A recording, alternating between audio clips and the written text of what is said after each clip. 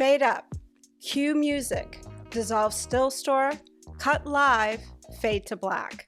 Words my guest this week has uttered for decades, and he had a little cameo in front of the camera as well.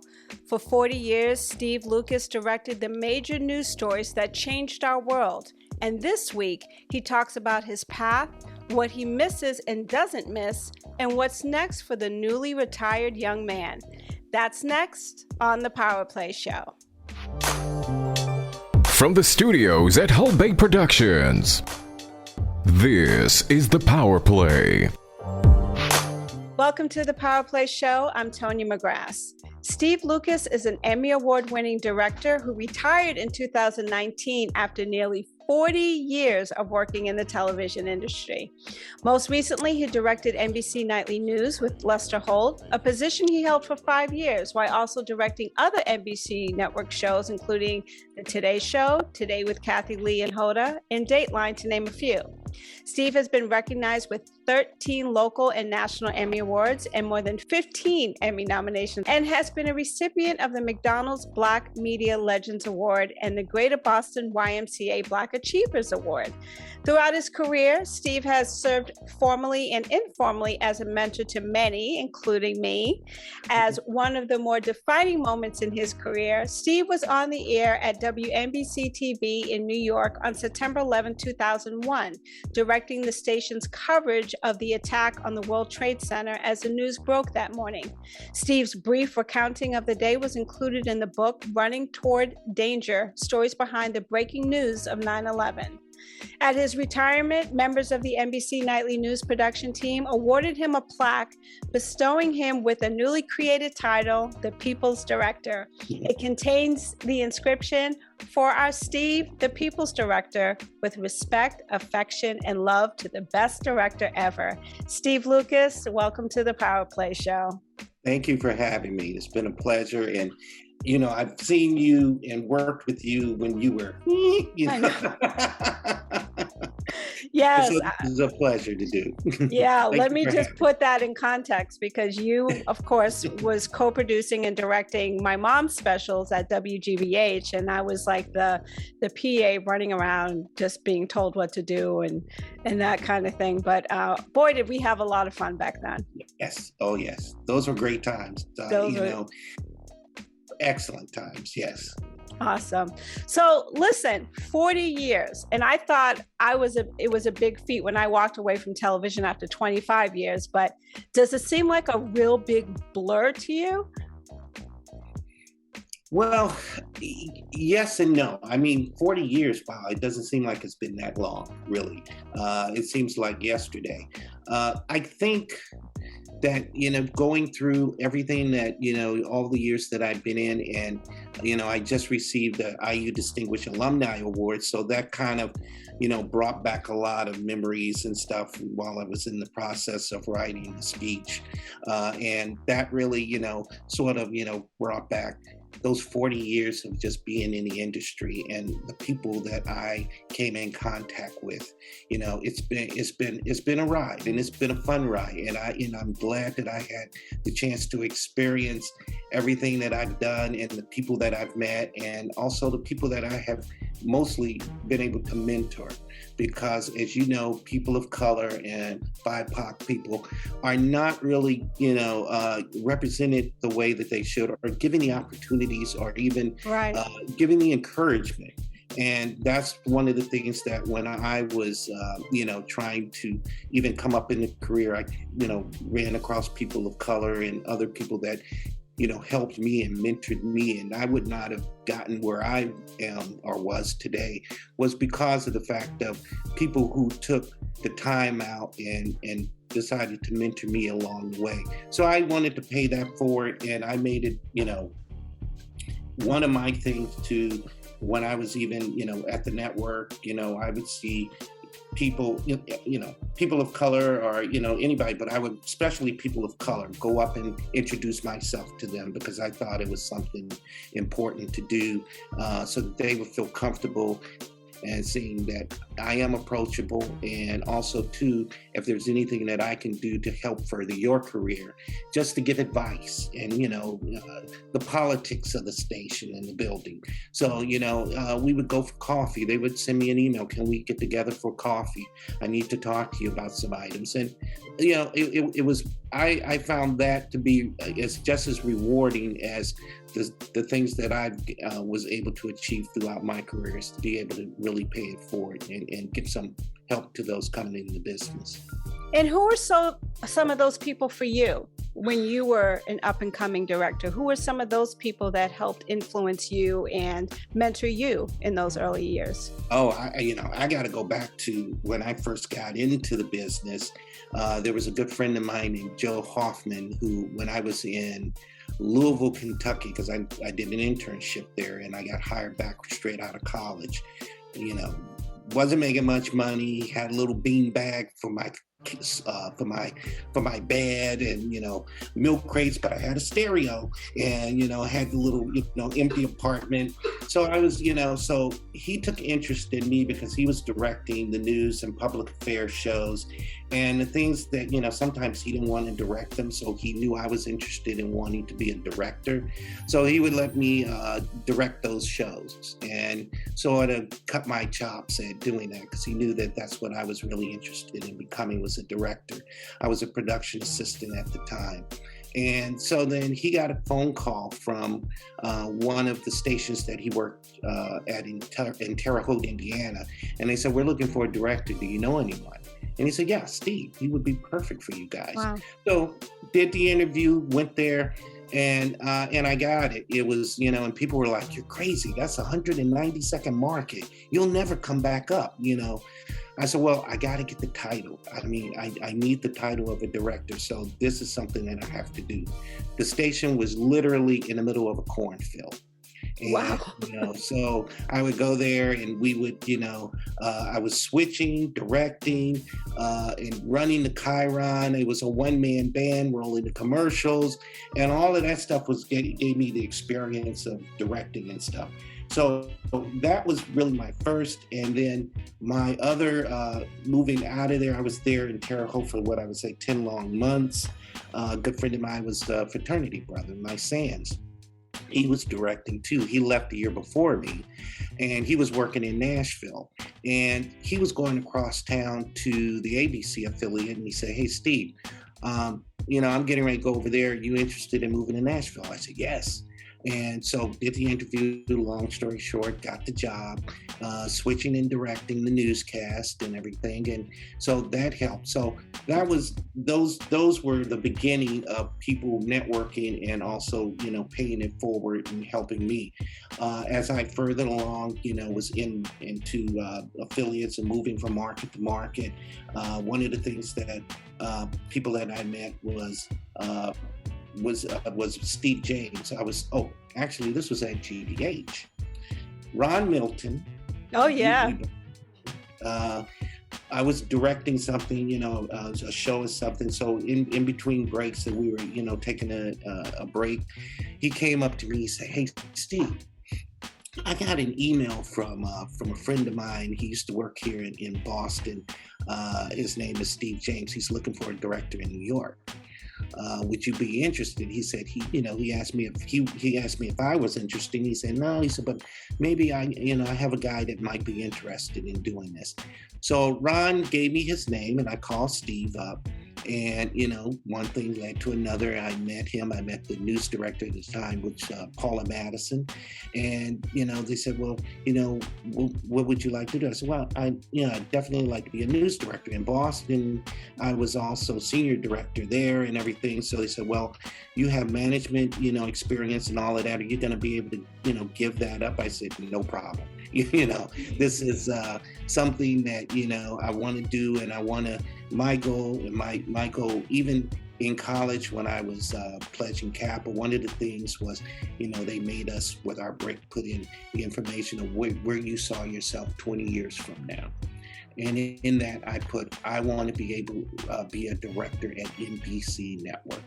So that has always been kind of thought process within my head at the time when I was coming up or trying to get into the industry. So Steve James, he brought me in. I was able to do some directing there. Then another young lady, Susan McNeely, I told her when I was working in local at WNBC in New York, I said, I want to get into the network. She said, well, let's work on that. Let's make this happen. So she was instrumental as well as far as getting me, exposure. And I met people, John Libretto, Brad Holy. And so all of that. So all of those people that I met and networked with were responsible for, pushing me forward into the network. Wow. Hope I answered your question. That was a yes. But, and I do have to say, and you have done that same for others, because I remember several years ago, and I was a director at WGBH, and you would call me and say, hey, there's a director position in New York, blah, blah, blah, and you would do the same thing for me. And, I had a family here, so I couldn't make the leap, but I really... You did. But I do appreciate how you paid it forward as other people did for you. And I think that is an extraordinary gift that you have. I get asked this question all the time. And so I'm going to ask you, what is the best and the worst part of being in the big chair? Oh, okay. Let me start with the worst. Is that you're the only person in the big chair and you are answering to everyone. I mean, the director, interfaces with everybody from the crew to the talent to the executives, the EP, and you have to satisfy everybody. So you're the one man band, and there's only one director. There's other talents and whatever camera people, everything. There's staff, but there is only one director. So the worst part is the fact that yes, you have to navigate through all of that. And you're under time crunch, you're under and you've got to be creative, you got to be quick on your feet, you got to understand the process, and you have to understand how everybody works in order to get the best out of people. So that's I don't know if that's the worst part of it, but it's the process. And if you don't have the patience and the wherewithal to deal with that, and the thick skin, that's true. That's true, because you're dealing with that. You're dealing with personalities and stuff. So I would say that is the worst. But then the flip side is when you're able to execute it. Yes, the thrill. The process, you have to be what I call an adrenaline junkie to get through, stuff like that. I mean, I can give you an example with, there's so many shows, oh my God, especially with Nightly and with Lester. There was one in particular, it was a crazy show. This was, we had an executive, she was new, and she had new ideas, and this was doing the Philadelphia, Pennsylvania train derailment. And it really, was crazy and everything. So she came up with the idea that she wanted to do Lester, the entire broadcast from a helicopter. So we're going, okay, this is, line of sight with the helicopter, and it's a microwave signal, and it can go out at any second, and you're talking about doing an entire half-hour newscast up in a helicopter. Yes, let's make it happen. That's all I heard. Okay. So, it's crazy. We're getting through it. And, so we had a backup plan. The backup plan was Peter Alexander. He was down on the ground so that if Lester's chopper went out, we could immediately go to Peter and stuff. So a couple of times during the show, we're up there and we go into a peak, and all of a sudden black come up on Lester's shot. We lost his signal. Okay, Peter, we're coming to you. We just lost Lester. He said, okay, I'm ready. He's had the script. He was ready to go. And we get there and we're about to come out in 3, 2, Lester pops up. Okay, take Lester. Sorry, Peter. So, I guess, it's the thrill of having to go through situations like that. And even stories, the craziest story was a Paris bombing. We had to get Lester, they wanted to send Lester out on location. And they said, okay, let's get him there.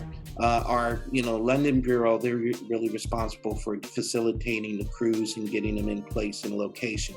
They usually have a remote truck and, satellite truck they usually send, but they said by the time we reach there, they wouldn't be able to make it in time. So they had to get an outside vendor to come and facilitate us. So we said, okay. An hour before air, we finally saw a shot from the location where Lester was.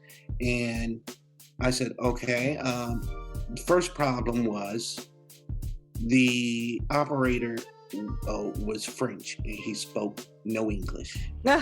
So I told the EP, you're not going to get over the shoulders. It's just going to be a basic lockdown shot on Lester because he doesn't understand English. He doesn't know pan left, pan right, or any of that. Mm-hmm. So that's first off. And second, the other crazy thing was there was no prompter. They couldn't get the prompter working. So the producer out there with Lester on the field, she had an iPad, so we were able to send her the scripts and she would put the prompter inside the iPad for Lester to read. But the craziest thing, I guess the third option was, and this is like an hour, half hour, 10 minutes before air, we found, we did a sync test to see how long of a delay. Usually most satellite delays are 2 seconds or something like that when you're out on location. This was an 8-second delay. Whoa. And I'm going, oh my God, So I got in Lester's ear and I said, Lester, you just have to trust me. There's an 8-second delay. And I'm going to cue you early. When I do, you just have to go. Okay. He said, okay, all right. So, and for people that really don't understand, you're hearing the broadcast in your ear and it's 8 seconds before. So when we're coming out of a piece, you count 8 seconds before reality, but people at home don't know this, and it's still going on in his ear, and he's thinking, it's still within the piece. So luckily, he trusted me, and we got through it. So those are the things, and it was a seamless broadcast, but as you're going through it, it doesn't feel good. So that's the bad. No, it doesn't. The good is when you're able to pull it off, Yeah. So to all aspiring directors, you need strong math skills. Strong math skills. All right. We're going to take a quick break. More with director Steve Lucas when we continue. You're listening to the PowerPLAY Show. Steve, every night as we approach 7 o'clock, I walk over to my final mark here and I say goodnight to the audience. And I usually walk right over to the desk. And before I take my IFB and my microphone out, thank Jen, and I thank you. You are the captain of our ship, and it's not going to be the same. Not saying goodbye to you every night and thank you for what you do, but this is what I want to do is thank you for what you do. You've been an inspirational leader on this team for a long time. And to me as well, and I've shared this with you, so it's no secret. One of my early aspirations in this business was to be a director. I settled for this, but a director was what I really wanted to be. And I know I made you crazy at times saying, what if we did this? And you swoop in and the jib and the blimp, and you have humored me, usually with the words, slow your roll, young grasshopper. I love that. I will always think of Grasshopper and what you have told me. Thank you for everything you do. We're really going to miss you, my friend.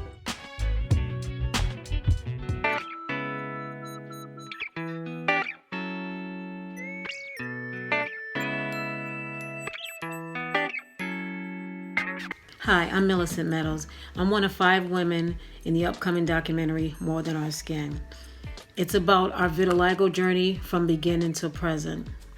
Now, what we're doing right now, we're doing a raffle, a great raffle. There's 4 baskets, 4 gifts to give away. Personally, I would like basket 4. I'm not going to tell you what it is. I want you to go on the website, morethanourskin.org/raffle, and buy your tickets. There's 1 ticket for $5, and then you get 3 tickets for $10 and 5 for $20. Now, the 5 for $20 is a good deal.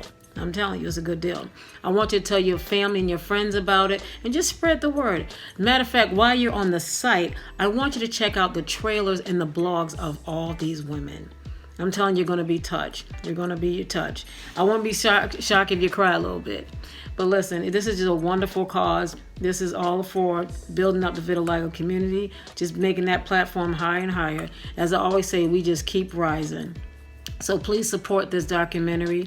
It's dear and near to my heart, and I'm sure it will be to yours, okay? So remember, this raffle ends November 30th, and there's 4 gifts to give away. You got something for the women, you have something for the men, and something for the kids.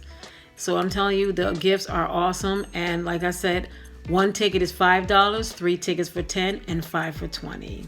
Okay? So again, go on morethanourskin.org/raffle and buy your tickets. Be blessed.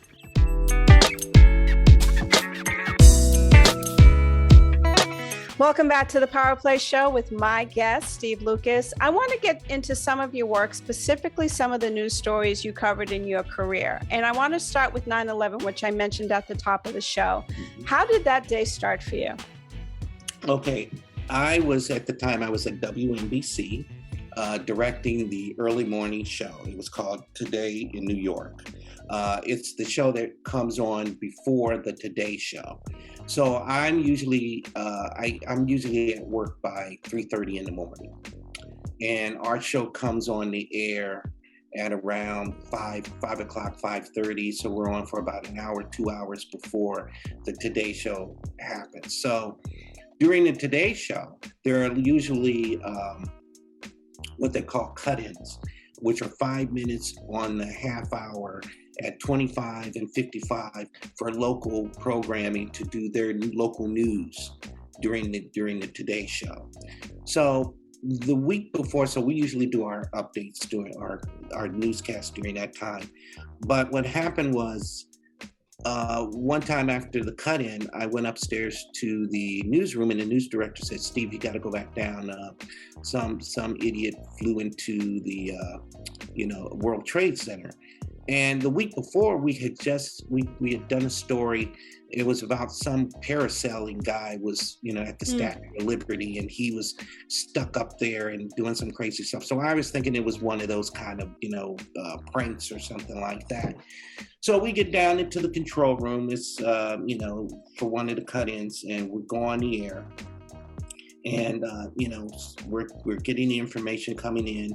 We had phoners calling in, and one guy we put on the air, and he was like, "I was there. I saw it. The plane hit the building." And we're like, "What?"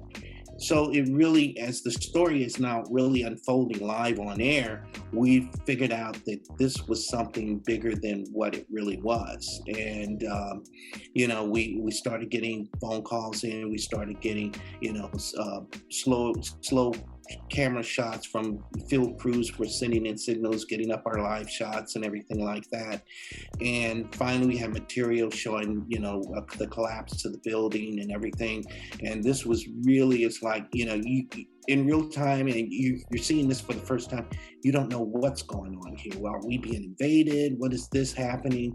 And our general manager, Dennis Swanson, he came into the control room. He said, by the way, we just got word that, 30 Rock may be one of the targets as well. So we want to let you guys know that, if you want to leave the building, we totally get it. It's up to you. This is your call. So I got on headset with the crew, and I said, if anybody wants to leave, you can go. I'm going to stay, and just so you know that this is what's going on. Everybody on the crew said we're staying. Wow. Because, this is one of the moments in life when you have to say, we are our service. And if you think about it, when you're in the news business, we didn't know who out there was getting the information, but we are the source of information to get out to the public that this is what was going on. I was the only one there because I was there to do the early morning show. all the other directors, if you think about Manhattan as an island, so a lot of them lived in New Jersey and other parts. So all the bridges were shut down. Right. You could not get across the bridge. So they were trying to make it into Manhattan, but they had to go all the way up north towards Tarrytown and work their way back down. So by the time I was on air from that morning until about 8:30 at night, because by the time the rest of the directors could get to the building, it took that long for them to get there. Wow. So I was on the air with that the whole time. So it was one of, I guess that's one of the craziest, and especially because you have to realize communications, telephones weren't really working well. That's right. We had cell phones. Their cell phones were sporadic. I didn't know how my family was doing, if anything happened to them. So all of these things were going through your head, but also you had to put the information out there. And it was even to the point where there was a second plane that hit the building. And we have footage of it, and the EP was like, "Well, Steve, I thought I said must not keep playing the same footage." I said, "This is this is the second building. This is new footage." And he went, "Oh my God," So yes, those one of those days I'll never forget. Yeah, surreal. Yeah, it's same. I mean, I remember it was primary day here in Boston, and so I had 4 crews because this was Menino's last election before he had decided to not run again.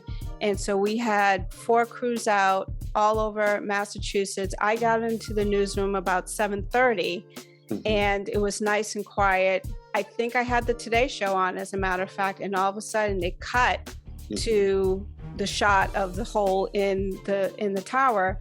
And I just kind of sat there and I'm like, first of all, that's not a little plane. I just thought like a little plane would just probably bounce off and and what was it, a half an hour later, 40 minutes later, when the second tower hit, and I immediately called all the crews back. I said, everyone back, and no one really, like you said, I mean, we had cell phones, but I think we had Nextels back then. And I was just like, everybody back to the station. And we went live for 5 consecutive nights. I think the second call I made after I told everyone to come back, was to my father-in-law at the time. And I said, I need you to go get my kids from the school and just keep them. I don't know how long I'm going to be here. And I ended up staying, I think I was there for 48 hours before I actually went home. And it was just, the enormity of it, you can't really even explain. And there was so much we still didn't know. And then it was really, and I'm proud to have been a director because, as you know, we set the tone. So we can't be hysterical. We can't be crying. We have to get everybody gathered and feel like this is important. We have to do this. But boy, did I weep after those 2 days. I just wept, and uncontrollably, actually. It was just the enormity of all of it. Even the weirdest thing afterwards, because as I said, I was there till 8 o'clock, almost 9 o'clock. The other directors got there, and it was like, there was no way I could even go home because I live in Jersey and the bridges were shut down. Yeah. And so they said, Steve, no problem. We got your room in Times Square, one of the hotels there. So on my way, I'm walking over to the hotel. And New York and Times Square is probably one of the busiest locations, and it's always crowded, noisy. It was like a ghost town. It was the eeriest sound. New York is you always hear something, cars going, whatever. Only thing I could hear, when you can hear the light, the LED lights, the lights and stuff like that, the fluorescent lights, the buzz. That's what I recall on my way over to the hotel.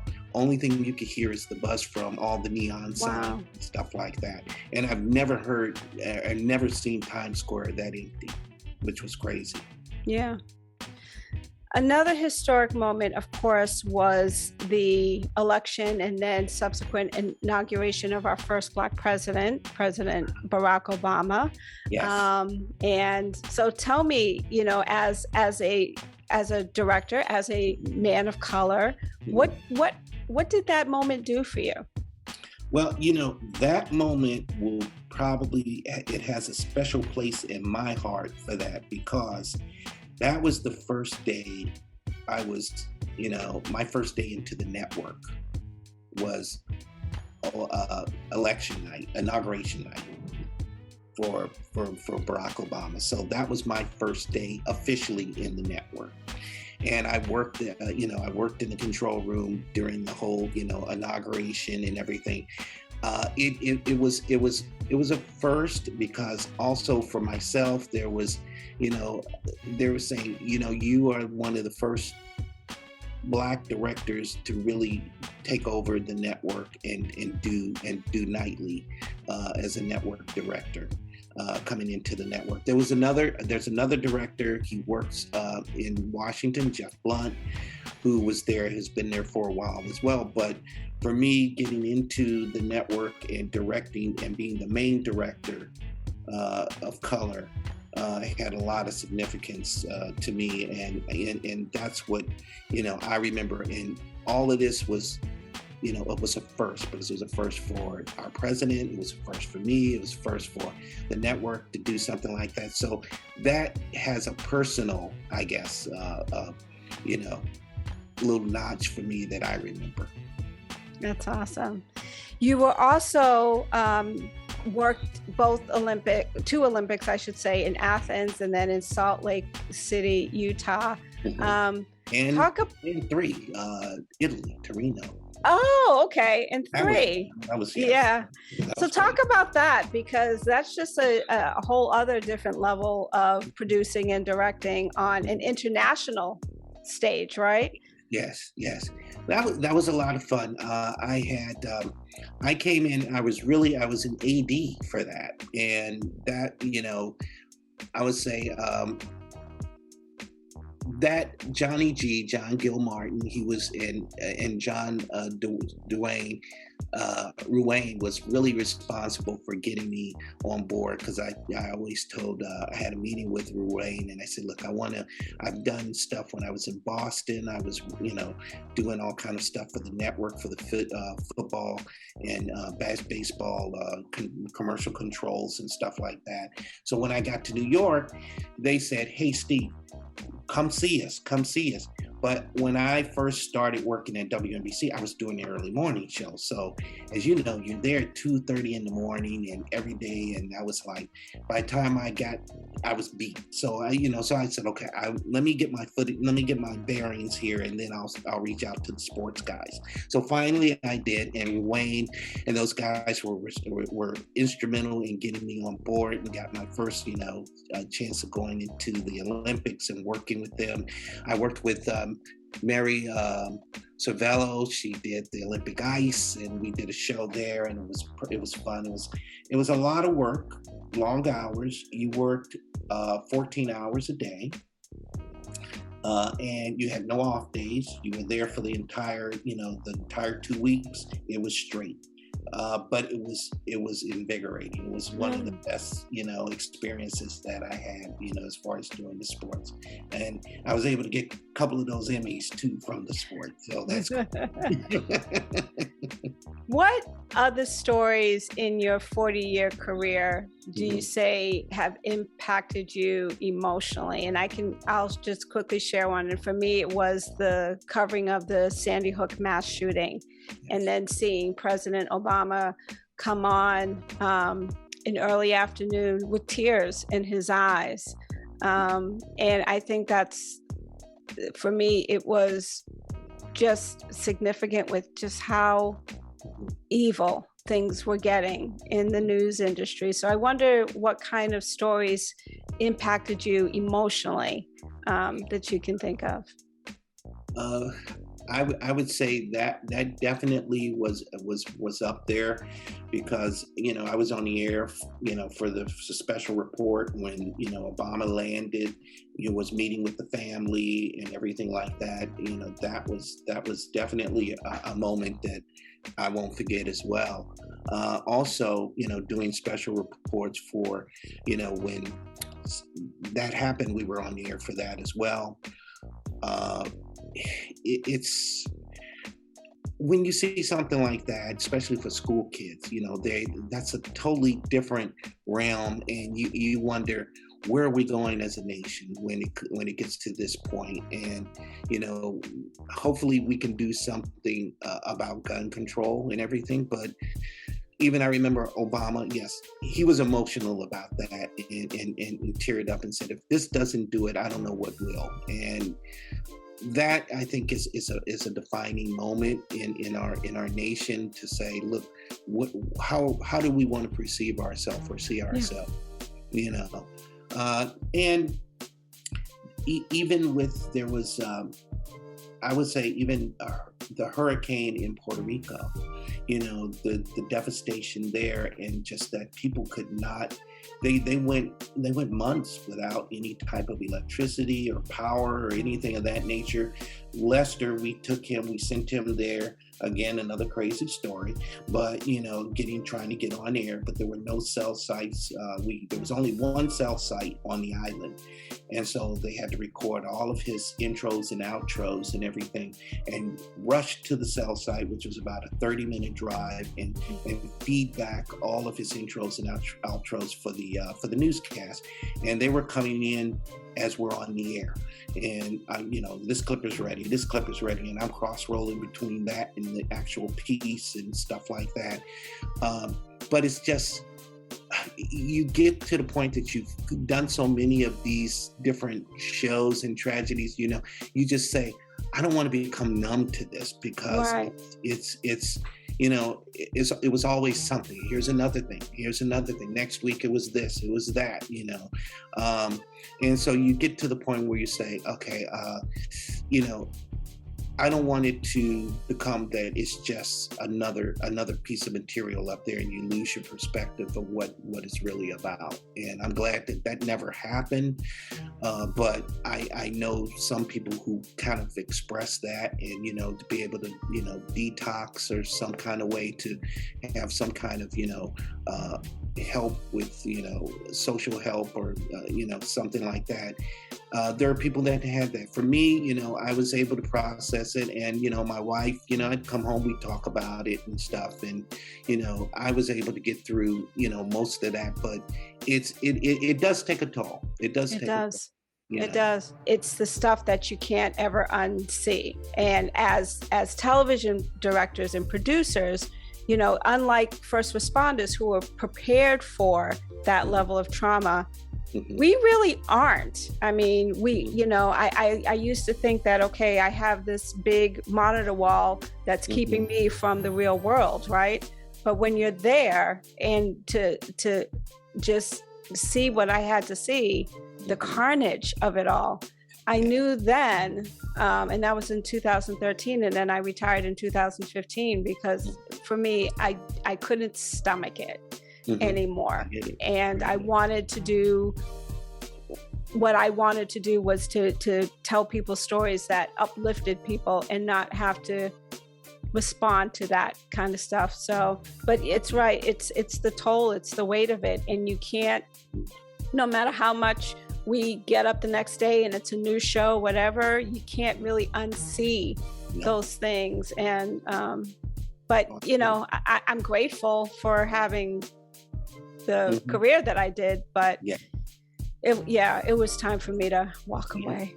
I get it. Matter of fact, even the Boston Marathon, I was off that day, and I was just about to pop a beer, and I got a phone call, and they said, "What are you doing?" I said, "Well, I'm just relaxing. What's going on? Do you have the TV on?" I said, "No, I have music, music playing and stuff like that." They said, "Well, turn your TV on. There's just been an explosion in Boston during the marathon. Dateline, they want to do an hour primetime special. Can you come in and direct it?" So I said, "Sure." Wow. So it's one of those where you're thrust into you're building the crew, you're building all your elements. You got Brian on the set. He's they're bringing all the elements in, and you're piecing all this stuff together, and you've got only a couple of hours to put a whole primetime special together. So. Yeah, it's pressure, but as you said, that's the good and it's the bad. It's the good and the bad. All right, we're going to take another quick break. We're back with Steve Lucas when we return. You're listening to the PowerPLAY Show.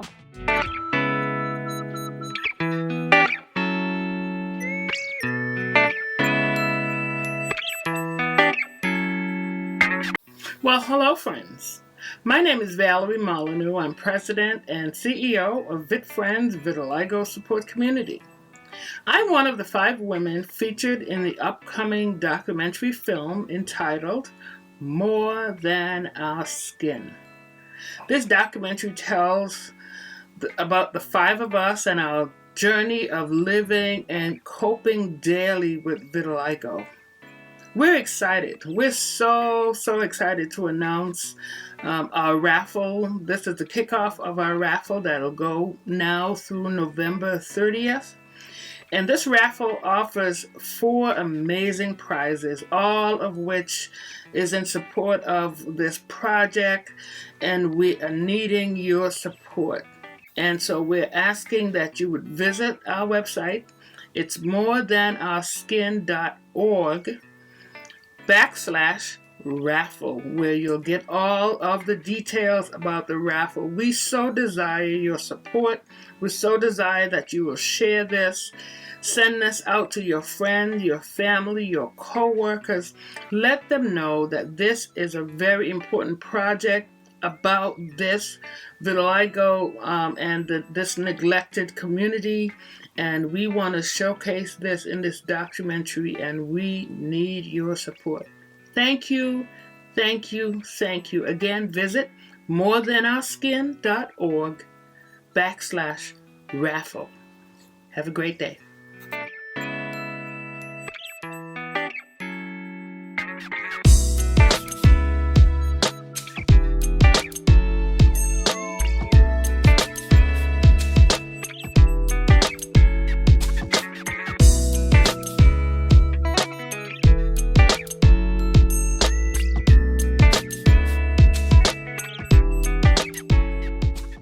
Welcome back to the PowerPLAY Show with my guest, Steve Lucas. Steve, what has been your greatest joy in your television career?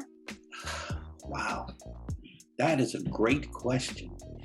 The greatest joy, I would say, working with the crew.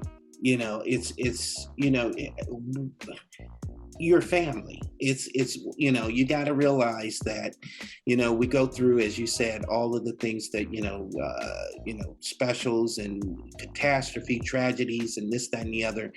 It's the camaraderie on the headset that and also talking to the crew, and just we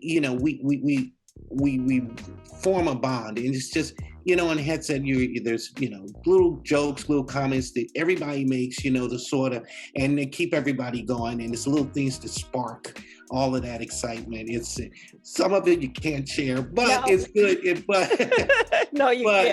It's so. I would say that to me is probably one of the best things as far as is working with the crew, and having everybody pull together, and we all get along. It was great from that, and I think that's, no matter where I am, that's the type of thing, that personality I try to inflict with the crew, is to have a good time, but also to let's get the job done. What do you miss, if anything? I miss the people. I don't miss the craziness. I don't miss the work, but I do miss the people. Yes, And talk about your life now after television. You are retired. As young as you are retired. What do you do now? What are you doing now? Well, besides drive my wife crazy, one of the things when I was in school at IU, I took up photography, and I was, shooting for a little bit for the campus newspaper, and I would shoot and stuff. So I really became, a love for photography in the dark room, and going there, really trying to get my eye together and I think that helped me as a director further on. So right now, once I retired, there was they get the crew and the art department, they gave me this big card with everybody's signature and stuff, and I wanted to do something to mount it on the wall and everything, but I wanted to be able to keep the information once I framed it. So there was an idea that get it photocopied and then put it in back of the frame, so I could then pull it out years from now. I wouldn't have to take it apart. So we went to a camera store. They said, this is a camera store that should be able to do that for you. So once we went inside, it was one of those camera stores that reminded me of when I was, in college, and you go to those mom and pop kind of camera stores, and sitting around the monitor. They were, printing their own prints and photos and stuff. And, my wife Bev was there, and she was like, you've always liked photography. Why don't you get back into that again? And I haven't had, last camera was a film, was a Canon AE1, which, was, so I said, well, okay, that sounds like a good idea. So I bought a new camera, and it was digital, so I had to teach myself everything, and YouTube, and find out stuff. And, I said, you know what, this is not a bad thing. This is something that I can keep my eye, I can still be creative. So I, even got with a Nikon ambassador and did a couple of mentor programs with her. And so I started, setting up my own website. And I said, it's a 6-month process. The last 6 months I've been working on, getting my portfolio together. And I was thinking about doing street photography and stuff to get the journalistic eye, but then COVID happened. And it's kind of like, okay, I can't really go out. So I created my studio in the basement and started thinking about doing product photography. So, and then what that does is it brings all my talent as a director for lighting, your subject, composition, all of that. So that's my therapy. So, I got the website together. I'm now just trying to get into a little bit of maybe product photography and sell myself that way. At least it'll pay for some of the equipment and gear to justify to the wife, The that's what keeps me busy right now. That's what's keeping you busy. Awesome. Yeah. The PowerPLAY Show ends with asking our guests 3 quick questions. Uh-oh. My first one, when it comes to the power of television, how would you describe having that awesome responsibility to share the stories with the world? Invigorating. Are these one-word answers? They can be. Okay. I would just invigorating and an honor to be able to,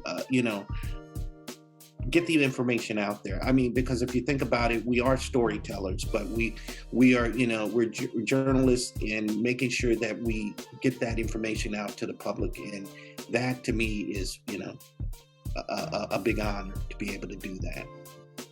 My second question is, what advice would you give to aspiring television directors? Be patient. Do your work. I know a lot, when you come in, you see these directors, you want to be at this level, but you got to go through the steps.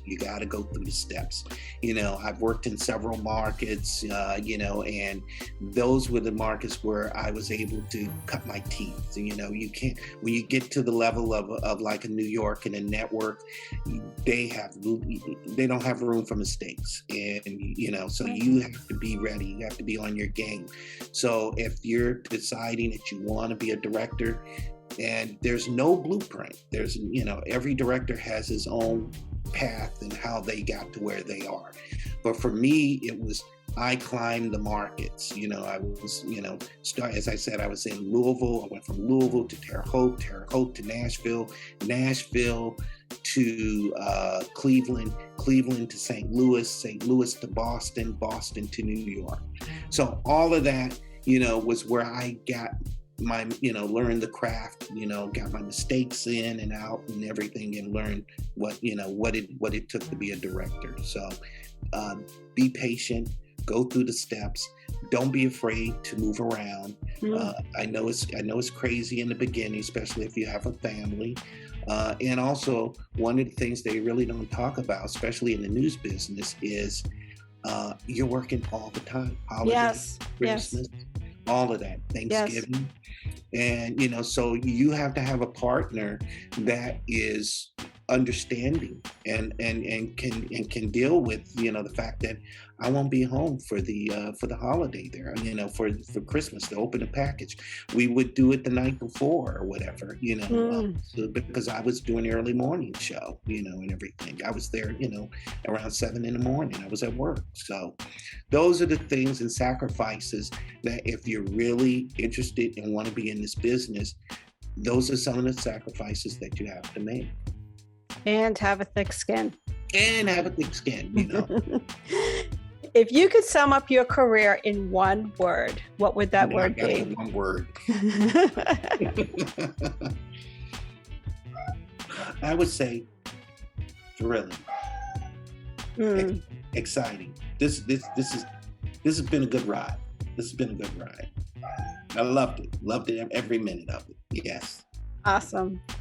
Steve Lucas, thank you so much for being my guest today. I'm thankful I was able to work with you for just a fraction of your career, but what I do remember is that you were one of the reasons why I decided I wanted to be a director. You and my mother, of course. Yes, of course. But best wishes to you in your retirement. And we got to do this again. Yes, please. Anytime. I'm free. I'm retired.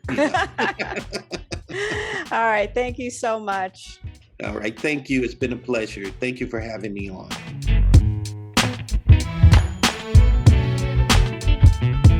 Remember, you can listen to past episodes of the PowerPLAY Show wherever you subscribe to podcasts, including iHeartRadio, Pandora Podcasts, and now Amazon Music.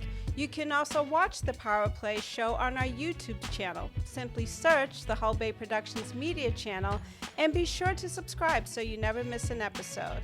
And we air each Saturday at 5 p.m. on BroncoEyeRadio.com. So be sure to listen to the PowerPLAY Show each Thursday for a new episode wherever you subscribe to podcasts or on our YouTube channel, or simply visit thepowerplayshow.com. Until next time, I'm your host, Tonya McGrath. Be well, and with that, in honor of my guest, I fade to black.